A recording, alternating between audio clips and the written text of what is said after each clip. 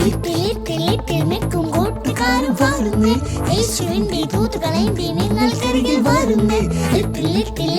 ിക്കും കൂട്ടുകാരും വരുന്നേ, യേശുവിന്റെ ദൂതുകളേന്തി നിങ്ങൾക്കരികിൽ വരുന്നേ.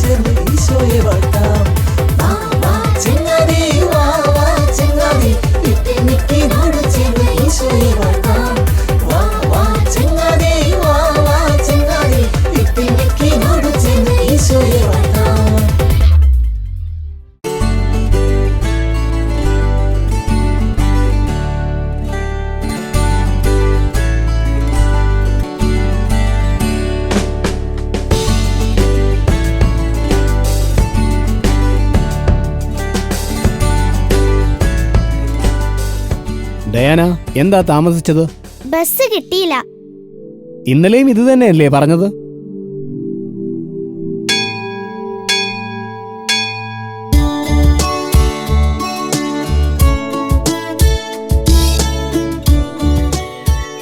ഡയാന, നീ 2 ദിവസമായി ക്ലാസ്സിൽ താമസിച്ചു വരുന്നു. നിനക്കിതെന്തു പറ്റി? ഇന്നലെ ഞാൻ സോഫിയയുടെ TV ന്യൂസ് കണ്ടുകൊണ്ടിരുന്നു. ഇന്ന് ബോംബെ ടെക് ഫെസ്റ്റിവലിൽ സോഫിയയുടെ ഇന്റർവ്യൂ കാണുകയായിരുന്നു. സോഫിയയോ? ആരായി സോഫിയ? അയ്യോ, നിനക്കിതുവരെ സോഫിയ ആരാണെന്നറിയില്ലേ? കഷ്ടം തന്നെ. എനിക്കും അറിയില്ല ആരാണെന്ന്. നിങ്ങൾ ഈ ലോകത്തൊന്നും അല്ലേ? അതെന്താ ഡയാന അങ്ങനെ പറഞ്ഞത്? ലോകം മുഴുവൻ അറിയുന്ന സോഫിയെ നിങ്ങൾക്കറിയില്ല എന്ന് പറഞ്ഞതുകൊണ്ടാ. ഓ, എനിക്ക് പിടികിട്ടി. സൗദി അറേബ്യ പൗരത്വം കൊടുത്ത നിർമ്മിത ബുദ്ധിയിൽ പ്രവർത്തിക്കുന്ന യന്ത്രമനുഷ്യൻ. മിടുക്കൻ, നീയെങ്കിലും ഓർത്തല്ലോ. നല്ല കാര്യം. ഇതിൽ ഇത്രേ ഓർക്കാൻ എന്തിരിക്കുന്നു? നോക്കൂ പൊന്നു, ഇനി അങ്ങോട്ട് റോബോട്ടിക് യുഗമാണ് വരുന്നത്. നോക്കൂ ഡയാന, നീ ഇങ്ങനെ അന്ധമായി എല്ലാം വിശ്വസിക്കാതെ. അന്ധമായി വിശ്വസിക്കരുതെന്നോ? സത്യം പറയുമ്പോ നിങ്ങൾക്കത് വിശ്വസിക്കാൻ പറ്റുന്നില്ലേ? ഇനി അങ്ങോട്ട് റോബോട്ടിന്റെ കാലമായിരിക്കും. എന്തു പറഞ്ഞാലെന്ന് വിശദമായി പറഞ്ഞേ. എന്ന് പറഞ്ഞാൽ മനുഷ്യന്റെയും ദൈവത്തിന്റെയും ഒക്കെ കാലം കഴിഞ്ഞു. റോബോട്ടുകളായിരിക്കും ഇനി എല്ലാം നിയന്ത്രിക്കാൻ പോകുന്നത്. ഇത് നമുക്ക് വിശദമായി ചർച്ച ചെയ്യണം. ഇപ്പൊ ബെല്ലടിക്കും, ക്ലാസ്സിൽ പോണം. അങ്ങനെയാകട്ടെ, നാളെ കാണാം.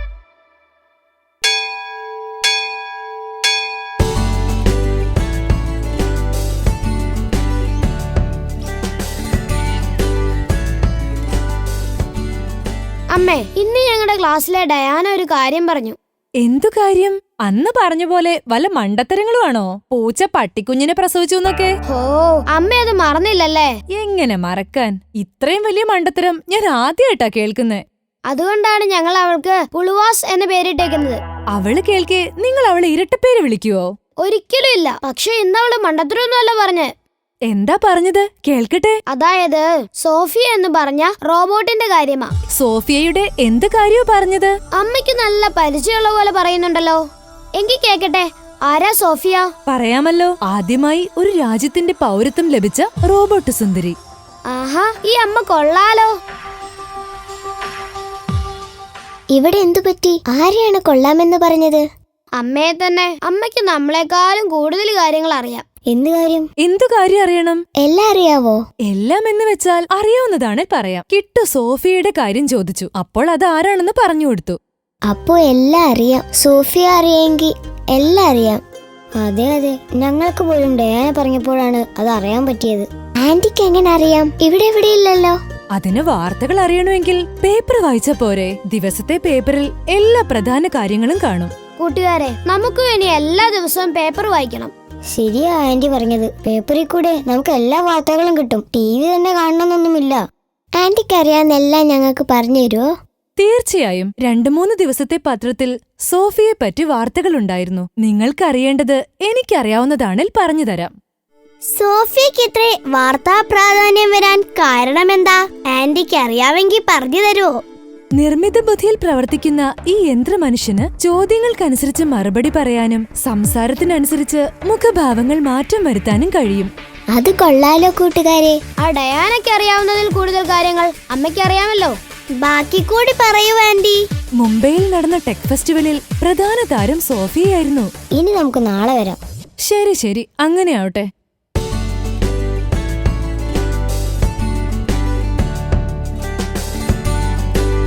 ഞാൻ നിങ്ങളെ എവിടെയെല്ലാം തിരക്കി. ഞങ്ങൾ ഇവിടെ ഉണ്ടായിരുന്നല്ലോ. ഞങ്ങളോട് എന്തെങ്കിലും പുതിയ കാര്യമുണ്ടോ പറയാൻ? മറന്നുപോയോ സോഫിയയുടെ കാര്യം? അതിപ്പോ ഞങ്ങളോട് കിട്ടുവിന്റെ അമ്മ ലില്ലി ആന്റി എല്ലാം പറഞ്ഞു തന്നു.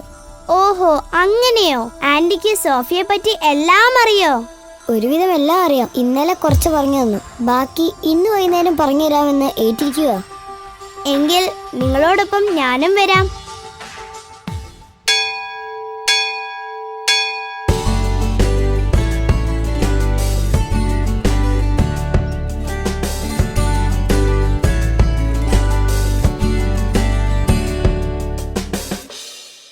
ആഹാ, എല്ലാവരും ഉണ്ടല്ലോ. വരണം വരണം. എന്താ എല്ലാരും കൂടി ഇങ്ങോട്ട്? പതിവില്ലാത്ത ഒരു പുതിയ ആളുണ്ടല്ലോ.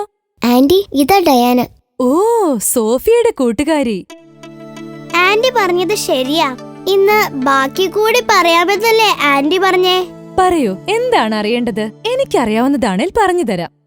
IIT ബോംബെയിലെ ടെക് ഫെസ്റ്റിന്റെ കാര്യം. അതിൽ സോഫി പങ്കെടുത്തത് പറഞ്ഞു തരാമെന്നല്ലേ കഴിഞ്ഞ ദിവസം പറഞ്ഞത്? അതെ, കാഴ്ചക്കാരെയെല്ലാം അത്ഭുതപ്പെടുത്തിക്കൊണ്ടാണ് സോഫിയ ഓരോ ചോദ്യത്തിനും ഉത്തരം പറഞ്ഞത്. മനുഷ്യരെക്കാൾ നല്ലവരും മിടുക്കരുമാണ് റോബോട്ടുകൾ. ശരിയാണോ അമ്മേ ഡയാന പറയുന്നത്? അതെങ്ങനാ? മനുഷ്യൻ മനുഷ്യനും റോബോട്ട് റോബോട്ടുമാണ്. മനുഷ്യന് ദൈവം തന്ന ബുദ്ധിയും റോബോട്ടിന് മനുഷ്യൻ നൽകുന്ന ബുദ്ധിയുമാണ്. പക്ഷേ ഇപ്പോൾ മനുഷ്യരെക്കാൾ ബുദ്ധിയിലല്ലേ റോബോട്ടുകൾ പ്രവർത്തിക്കുന്നത്? എലീസ എന്ന കമ്പ്യൂട്ടർ പ്രോഗ്രാം വഴിയാണ് മനുഷ്യനെ പോലെയുള്ള റോബോട്ടുകൾക്ക് വർത്താനം പറയാൻ കഴിയുന്നത്. ഓ, അതൊരു പുതിയ അറിവാണല്ലോ. നേരത്തെ തന്നെ പ്രോഗ്രാം ചെയ്ത ചിപ്പുകൾ റോബോട്ടിന്റെ ശരീരത്തിൽ ഘടിപ്പിച്ചിട്ടുണ്ട്. ആ ചിപ്പുകൾ മുഖാന്തരം ശബ്ദത്തിനെ തിരിച്ചറിയാനുള്ള കഴിവും അതനുസരിച്ച് മറുപടി തരാനുള്ള കഴിവുമാണ് റോബോട്ടുകൾക്ക്. ആന്റിയുടെ അടുത്ത് നിന്ന് ഞങ്ങൾ എന്തെല്ലാം മനസ്സിലാക്കി. അധികം താമസിക്കാതെ റോബോട്ടുകൾ ലോകം കീഴടക്കും. എനിക്കെന്തായാലും മനുഷ്യരെക്കാൾ ഇഷ്ടമാണ് റോബോട്ടുകളെ. ഡയാന, നീ ആ പറഞ്ഞതില് ഞങ്ങൾക്ക് ആർക്കും യോജിപ്പില്ല. റോബോട്ടുകൾ റോബോട്ടുകളാണ്, മനുഷ്യൻ മനുഷ്യനുമാണ്. ശരിയാണ് ഡയാന പൊന്നു പറഞ്ഞത്. യന്ത്രമനുഷ്യൻ സാങ്കേതിക വിദ്യയിൽ വളരെ ഉയരത്തിലാണെങ്കിലും ദയ, സഹാനുഭൂതി തുടങ്ങിയ ഒരു വികാരവുമില്ല. അതാണ് ഇതിന്റെ പരാജയം. എന്തിനാണ് ദയയും സഹാനുഭൂതിയൊക്കെ? ശരിയാണ് ആന്റി പറഞ്ഞത്. ഡയാന, നീ പറയുന്നതെല്ലാം ഞങ്ങൾ അംഗീകരിക്കില്ല. നമുക്ക് പോവാം, അടുത്ത ദിവസം കൂടാം. നോക്കൂ കൂട്ടുകാരെ, ലില്ലി ആന്റി എത്ര വിശദമായിട്ടാണ് ഡയാനയോട് മനുഷ്യനും സോഫിയയും തമ്മിലുള്ള വ്യത്യാസം. പക്ഷേ അതവൾക്ക് അംഗീകരിക്കാൻ പറ്റിയില്ലല്ലോ. അത് മനസ്സിലാക്കി കൊടുത്തില്ലെങ്കിൽ മറ്റുള്ള കുട്ടികളെയും അവൾ ഇതൊക്കെ പറഞ്ഞുകൊടുത്ത് വഴിതെറ്റിക്കും. അവളിപ്പോ ദൈവത്തെക്കാളും റോബോട്ടുകളെയാണ് വില കൽപ്പിച്ചിരിക്കുന്നത്. അത് തിരുത്തിയില്ലെങ്കിൽ ആപത്താണ്. ഇപ്പോൾ തന്നെ നമ്മുടെ പല കൂട്ടുകാരും മൊബൈൽ ഫോണും കമ്പ്യൂട്ടറുടെ ഒക്കെ ദുരുപയോഗം നിമിത്തം ആപത്തിൽ ചെന്ന് ചാടുന്നുണ്ട്. ശരിയാണ്. റോബോട്ടിന്റെ കാലം വരുന്നതോടുകൂടെ കൂടുതൽ ആപത്തിലാകാതിരിക്കണമെങ്കിൽ എല്ലാത്തിന്റെയും നല്ല വശങ്ങളും ചീത്ത വശങ്ങളും നല്ലവണ്ണം മനസ്സിലാക്കണം. കിട്ടു പറഞ്ഞതാണ് ശരി. ഡയാന അന്ധമായി സോഫിയയെ വിശ്വസിച്ചിരിക്കുകയാണ്. മനുഷ്യരെക്കാൾ പ്രാധാന്യം കൊടുത്തിരിക്കുകയുമാണ്. ലില്ലിയന്റെ എത്ര പറഞ്ഞു കൊടുത്തിട്ടും അവൾക്ക് മനസ്സിലാവുന്നില്ല. ഇപ്പൊ തന്നെ ക്ലാസ്സിലെ കുറെ കൂട്ടുകാരെ അവൾ യന്ത്രമനുഷ്യന്റെ ഗുണങ്ങളെയൊക്കെ പറ്റി പറഞ്ഞ് ദൈവവിശ്വാസത്തിൽ നിന്നും തെറ്റിച്ചിരിക്കുകയാണ്. അവൾക്ക് അനുഭവം ഉണ്ടായെങ്കിൽ മാത്രമേ മനസ്സിലാവുകയുള്ളൂ. എന്തനുഭവം? യന്ത്രമനുഷ്യൻ സാങ്കേതിക വിദ്യയിൽ വളരെ ഉയരത്തിലാണെങ്കിലും ദയ, സഹാനുഭൂതി തുടങ്ങിയ ഒരു വികാരവും ഇല്ല എന്നുള്ളത് അതിനി നമ്മൾ വിചാരിച്ചാൽ പറ്റില്ല. നമുക്ക് അവസാനത്തെ ആശ്രയമായ കാവൽ മാലാഖമാരെ തന്നെ വിളിക്കണം. ശരിയാണ്. ഇത് നമ്മളെ സംബന്ധിച്ചിടത്തോളം ഏറ്റവും പ്രധാനപ്പെട്ട കാര്യമാണ്. ഈ ആപത്തിൽ നിന്ന് നമുക്ക് അവളെ രക്ഷിക്കണമെങ്കിൽ കാവൽ മാലാഖമാർ തന്നെ വിചാരിക്കണം. വാ, നമുക്ക് പള്ളിമേടയിൽ പോയി പ്രാർത്ഥിക്കാം.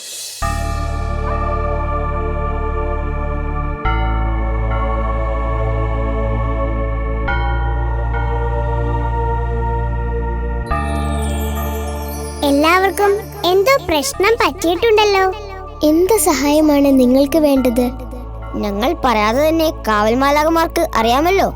ശരിയാണ്, ഞങ്ങൾക്ക് അറിയാത്തതായിട്ട് ഇവിടെ ഒന്നുമില്ല. എന്നിരുന്നാലും ഞങ്ങൾ പറയാം. അവൾ മനുഷ്യനേക്കാളും റോബോട്ടുകളെയാണ് ഇഷ്ടപ്പെടുന്നത്.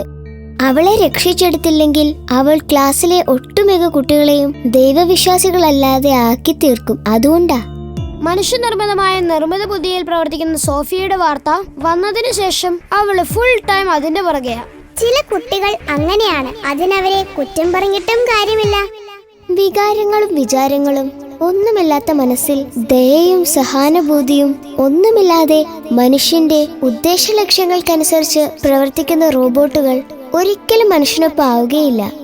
അത് അവളോട് പറഞ്ഞു നോക്കി, പക്ഷെ എത്ര പറഞ്ഞിട്ടും അവൾക്ക് മനസ്സിലാവുന്നില്ല. നിങ്ങൾ വിഷമിക്കേണ്ട, പോയിക്കൊള്ളൂ.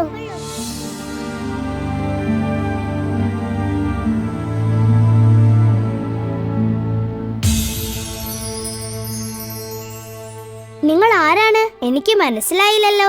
സോഫിയയുടെ കൂട്ടുകാരാണോ? ആരാണ് ഈ സോഫിയ? ഉറക്കത്തെ പോലും പറയുന്നുണ്ടല്ലോ. കേട്ടിട്ടില്ലേ? സൗദി അറേബ്യ പൗരത്വം കൊടുത്ത ആദ്യത്തെ യന്ത്രമനുഷ്യനാണ് സോഫിയ. അത് ശരി. എന്തെല്ലാമാണ് സോഫിയയുടെ കഴിവുകൾ? അയ്യോ, നിങ്ങൾക്ക് ഇതൊന്നും അറിയില്ലേ? അവൾ നമ്മൾ ചോദിക്കുന്ന എല്ലാ ചോദ്യത്തിനും ഉത്തരം പറയും. ഓ, അത് ശരി. വേറെന്തൊക്കെ ചെയ്യും? അത് പിന്നെ അവൾ ചിരിക്കും, സങ്കടം വന്ന മുഖത്ത് അത് വരും. കരയുമോ? കണ്ണീര് വരുമോ? അത് ടിവിയിൽ സോഫിയെ കണ്ടപ്പോൾ കണ്ടില്ല. പക്ഷേ ബാക്കിയെല്ലാം മനുഷ്യരെക്കാൾ മിടുക്കിയായിട്ടാണ് ഉത്തരം പറയുന്നേ. നിങ്ങൾ ആരാണെന്ന് പറഞ്ഞില്ലല്ലോ. ഞങ്ങൾ കാവൽ മാലാഖമാരാ. അതിശയമായിരിക്കുന്നല്ലോ. ഞാനാണെങ്കിൽ നിങ്ങളെ കാണാൻ ആഗ്രഹിച്ചിരിക്കുകയായിരുന്നു. അതുകൊണ്ടല്ലേ ഞങ്ങൾ വന്നത്. എന്താണ് ഡയാന ആവശ്യം? പറയൂ, കേൾക്കട്ടെ. എനിക്കൊരു യന്ത്രമനുഷ്യനെ തരുമോ? ഇത് വിചിത്രമായ ആവശ്യം തന്നെ. ഇന്ന് വരെ ഞങ്ങളോട് ആരും ചോദിക്കാത്ത കാര്യം. എന്തിനാണ് നിനക്ക് യന്ത്രമനുഷ്യനെ? എനിക്ക് എന്റെ എല്ലാ കാര്യങ്ങളും പറഞ്ഞു ചെയ്യിക്കാനാ. ശരി ഡയാന, നിന്റെ ഈ ആവശ്യം ഞങ്ങൾ അംഗീകരിച്ചിരിക്കുന്നു. അധികം താമസിക്കാതെ നിനക്കത് ലഭിക്കും. ഞങ്ങൾക്ക് പോവാൻ സമയമായി. ഇനി ഞാൻ നിങ്ങളെ എങ്ങനെ കാണും? എപ്പോഴാണോ ഞങ്ങളുടെ ആവശ്യം വേണ്ടത് അപ്പോൾ പള്ളിയുടെ അൾത്താരയ്ക്ക് മുൻപിൽ വന്ന് പ്രാർത്ഥിച്ചാൽ മതി. ശരി മാലാഖമാരെ.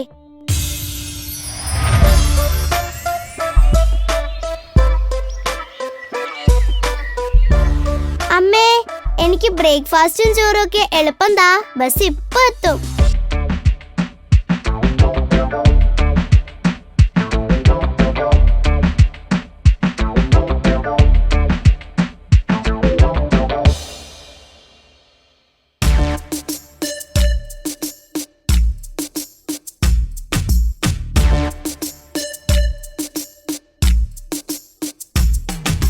ഈ അമ്മ എന്താ ഇങ്ങനെ?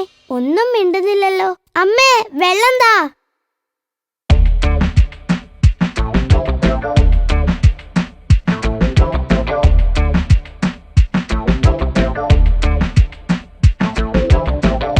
അമ്മ, എന്നോട് പിണക്കാണോ? എനിക്ക് പോവാൻ സമയമായി.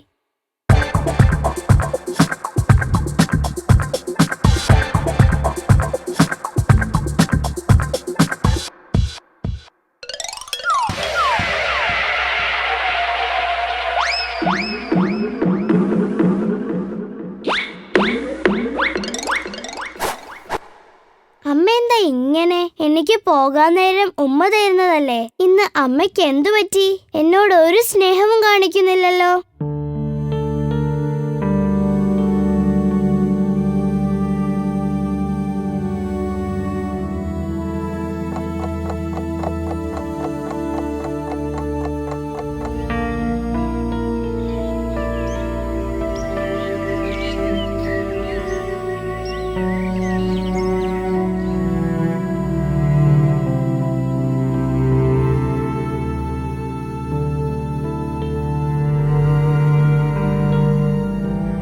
അമ്മേ, ഞാൻ വന്നത് കണ്ടില്ലേ? ഞാൻ സ്കൂൾ വിട്ട് വരുന്നത് കാണാൻ അമ്മ എന്നും പഠിക്ക് നിൽക്കുന്നതല്ലേ. അമ്മ ഇന്ന് ഉമ്മറത്തെങ്ങും കണ്ടില്ലല്ലോ. എനിക്ക് വിശക്കുന്നു, വല്ലതും കഴിക്കാൻ തരുവോ?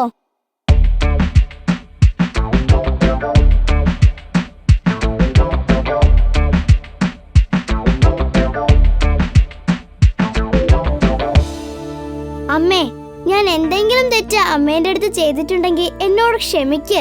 അമ്മ ഞാൻ കരയുമ്പോഴൊക്കെ എന്റെ കണ്ണുനീർ വന്ന് തുടച്ച് ആശ്വസിപ്പിക്കാറുണ്ടല്ലോ. 2 ദിവസമായി അമ്മ എന്റെ വിഷമം കണ്ടിട്ട് ഒരു സാന്ത്വന വാക്ക് പോലും പറയുന്നില്ല.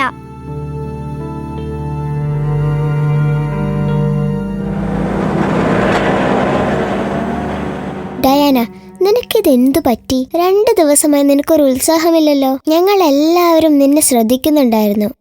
ഏയ്, ഒന്നുമില്ല. വെറുതെ കള്ളം പറയണ്ട. എന്താണെങ്കിലും ഞങ്ങളോട് പറ. അമ്മ നിന്നെ വഴക്ക് പറഞ്ഞോ? പറ ഡയാന, എന്താണെങ്കിലും ഞങ്ങളോട് പറ, നമുക്ക് പരിഹാരം ഉണ്ടാക്കാം. അമ്മ വഴക്ക് പറയുന്നത് പോയിട്ട് വർത്താനം പോലും പറയുന്നില്ല. പിന്നെന്താ പറ്റിയത്? നീയുമായി പിണങ്ങിയോ? ഇല്ല, 2 ദിവസത്തിനു മുമ്പ് ഒരു ദിവസം കാലത്ത് ഞാൻ എണീറ്റ് വന്നപ്പോൾ കാണുന്നതാണിത്. ആ രാത്രി പ്രത്യേകിച്ച് എന്തെങ്കിലും അത്ഭുതം നടന്നോ? അതെ, അന്ന് രാത്രിയാണ് കാവൽ മാലാഖമാർ എന്റെ അടുത്ത് വന്നത്. എന്നിട്ട്? മാലാഖമാരെ കണ്ടിട്ട് ഞാൻ തിരിച്ചറിഞ്ഞില്ല.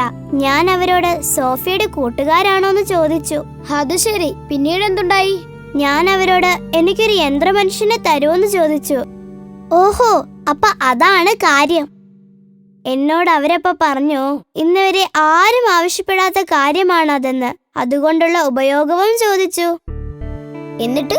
ഞാൻ പറയുന്ന എന്റെ എല്ലാ കാര്യങ്ങളും ചെയ്തു തരാൻ വേണ്ടിയാണെന്ന് പറഞ്ഞു.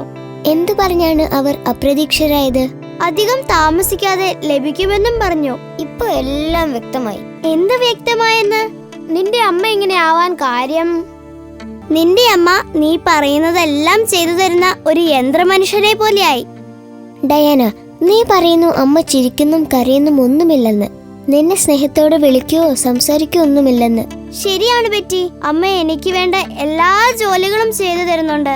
പക്ഷെ സ്നേഹവും ദുഃഖവും സന്തോഷവും ഒന്നും പ്രകടിപ്പിക്കുന്നില്ല. നോക്കൂ ഡയാന, ഒരു യന്ത്രമനുഷ്യന് ദയ, സഹാനുഭൂതി തുടങ്ങിയ ഒരു വികാരവും പ്രകടിപ്പിക്കാനുള്ള കഴിവില്ല. നീ റോബോട്ടുകൾക്ക് മനുഷ്യരെക്കാളും ദൈവത്തിനേക്കാളും വലിയ സ്ഥാനം കൊടുത്തു. ഇപ്പോ നിനക്ക് മനസ്സിലായി കാണുമല്ലോ. വികാരവും വിചാരവും ഒന്നുമില്ലാത്ത കേവലം നിർമ്മിത ബുദ്ധിയിൽ പ്രവർത്തിക്കുന്ന വെറും യന്ത്രമാണ് സോഫിയെ പോലുള്ള എല്ലാ റോബോട്ടുകളും. ശരിയാണ്, ഞാൻ തെറ്റിദ്ധരിച്ചു പോയി. ഒരു റോബോട്ട് സ്വന്തമായി ഉണ്ടെങ്കിൽ ജീവിതത്തിൽ എല്ലാം ആയെന്ന് ഞാൻ കരുതി. ഇപ്പോൾ എനിക്ക് എല്ലാം മനസ്സിലായി. അനുഭവമാണ് പാഠമെന്ന് കേട്ടിട്ടില്ലേ? നീ അനുഭവിച്ചപ്പോൾ നിനക്ക് മനസ്സിലായി. എനിക്കെന്റെ അമ്മയെ പഴയതുപോലെ കിട്ടണം. അതിനെന്ത് ചെയ്യണം? മാലാഖമാർ എന്തു പറഞ്ഞാണ് തിരികെ പോയത്? എപ്പോഴാണോ അവരെ ആവശ്യമുള്ളത് അപ്പോൾ അൾത്താരയുടെ മുൻപിൽ വന്ന് പ്രാർത്ഥിച്ചാൽ മതിയെന്ന് പറഞ്ഞു. അങ്ങനെ പറഞ്ഞാണ് അവർ പോയത്. ഡയാന, നിന്റെ കൂടെ ഞങ്ങളും സ്കൂൾ സമയം കഴിഞ്ഞ് വൈകുന്നേരം പള്ളിയിൽ വരാം. നമുക്ക് ഒരുമിച്ച് പ്രാർത്ഥിക്കാം. ശരി, ഇപ്പോൾ നമുക്ക് ക്ലാസ്സിൽ പോവാം.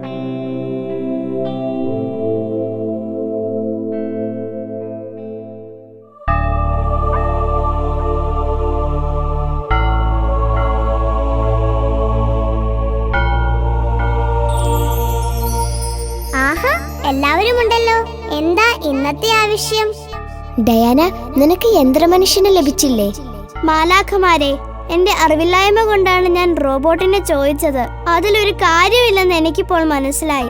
മാലാഖമാരെ, ഡയാനയ്ക്ക് അവളുടെ പഴയ അമ്മയെ തിരികെ കിട്ടണം. അതിനാണ് ഞങ്ങളും പ്രാർത്ഥിക്കാൻ വന്നത്. ഡയാന, ഇപ്പോൾ നിനക്ക് മനസ്സിലായില്ലേ? മനുഷ്യൻ ഈ യന്ത്രയുഗത്തിൽ പുതിയതായി പലതും കണ്ടുപിടിക്കും. അതിന് ഗുണത്തിനൊപ്പം ദോഷവുമുണ്ട്. നിങ്ങൾ കുട്ടികൾ അതിലെ നല്ലതിനെ മാത്രം സ്വീകരിക്കാൻ പഠിക്കുക. അന്ധമായി എല്ലാത്തിനെയും അനുകരിച്ചാൽ ആപത്തായിരിക്കും ഫലം. വീട്ടിലോട്ട് പോയിക്കോ, എല്ലാം പഴയതുപോലെയാവും. ശരി മാലാഖമാരെ.